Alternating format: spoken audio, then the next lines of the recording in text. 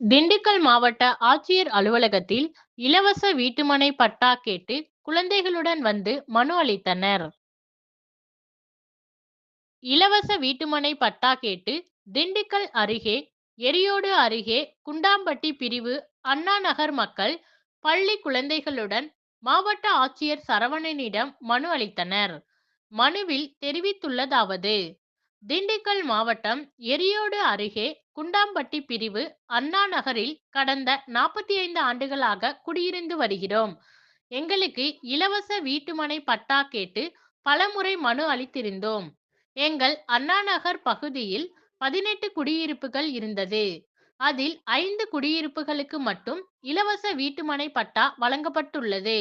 எங்கள் 13 குடியிருப்புகளுக்கு இலவச வீட்டுமனை பட்டா வழங்கப்படாமல் உள்ளனர். ஆகையால் கலெக்டர் இதனை விசாரணை செய்து எங்களுக்கு இலவச வீட்டுமனை பட்டா வழங்க வேண்டும் என மனுவில் தெரிவித்திருந்தனர். திங்கட்கிழமை மாலை 5 மணியளவில் கிடைக்கப்பெற்ற தகவல்.